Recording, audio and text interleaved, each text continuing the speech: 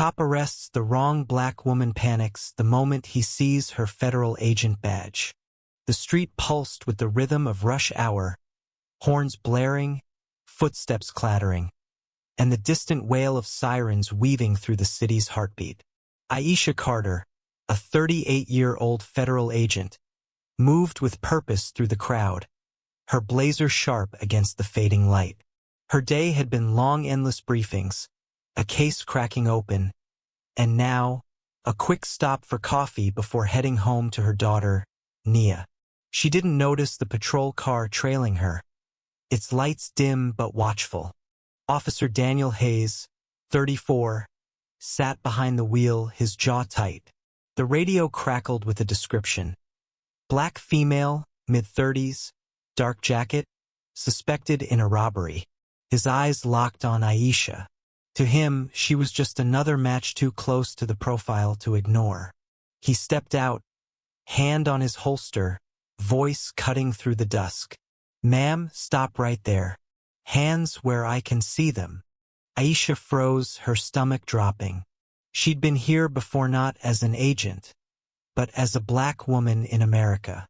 The weight of that truth pressed against her chest, but she kept her voice steady. "Officer, I'm reaching for my ID. I'm a federal agent." Her hand moved slowly toward her badge, pinned inside her blazer. Hayes didn't hear or didn't want to. "I said hands up," he barked, stepping closer, cuffs glinting. The crowd parted, phones raised, capturing the scene. Aisha's heart raced, but her training kicked in. She raised her hands, badge now visible, catching the streetlight. Hayes's eyes widened, a flicker of doubt crossing his face.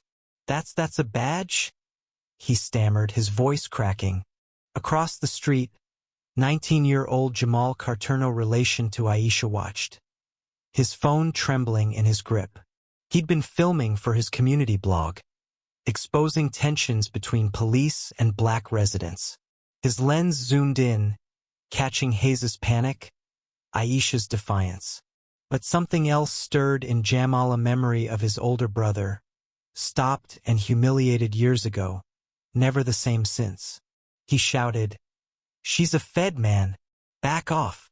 His voice broke the silence, drawing more eyes. Hayes's radio buzzed, confirming Aisha's identity. His face drained of color. I didn't know," he muttered, lowering the cuffs. But Aisha wasn't done. Her voice, low and sharp, cut through him. "You didn't know, or you didn't care. You saw a black woman and assumed guilt. That's the problem." The crowd murmured, some nodding, others shifting uncomfortably. Jamal stepped closer, still filming, his anger spilling out. "This happens every day. You profile us, you hurt us, then you say oops?" His words hit Hayes like a slap, but they also reached Aisha. She turned, seeing the pain in Jamal's eyes, a mirror of her own youth. She softened, placing a hand on his shoulder. "Keep recording, kid. Truth needs a witness." The scene could have ended there, a tense standoff, a viral video, another headline. But then came the twist. An older man, gray-haired and frail, pushed through the crowd. Mr. Ellis, a local shopkeeper, known for his quiet kindness. He'd seen it all, decades of unrest, promises broken. His voice trembled but carried weight. "Officer Hayes, I know you. You helped my grandson last year, got him off the streets. You're not a monster, but you're wrong today."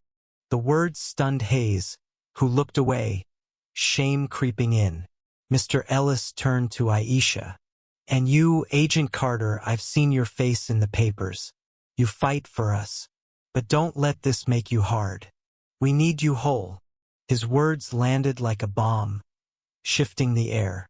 Aisha's eyes stung, her anger giving way to something deeper, resolve. Hayes spoke, voice barely above a whisper. "I thought I was doing my job. I see now I was wrong. It wasn't enough, not yet, but it was a crack in the wall." Aisha nodded, not forgiving, but acknowledging. Your job is to protect, not to assume. Learn that, and maybe you'll start fixing this. Jamal lowered his phone, his anger ebbing. He looked at Mr. Ellis, then Aisha, then Hayes. Something clicked, a realization that rage alone wouldn't heal this. He uploaded the video later that night, but with a caption that surprised his followers. Not just a cop versus us. It's bigger. We gotta talk. The crowd dispersed, but the moment lingered. Aisha walked away, her badge heavy in her pocket, thinking of Nia. She'd tell her daughter about today, not just the fear, but the hope in Mr. Ellis's words, the fire in Jamal's eyes. Hayes returned to his car, replaying the scene, questioning himself for the first time in years. Jamal went home, his video sparking debates online, not just about blame but about bridges. Days later, Aisha met Mr. Ellis at his shop. He handed her a coffee, free of charge. "You're still here," he said, smiling. "That's what matters."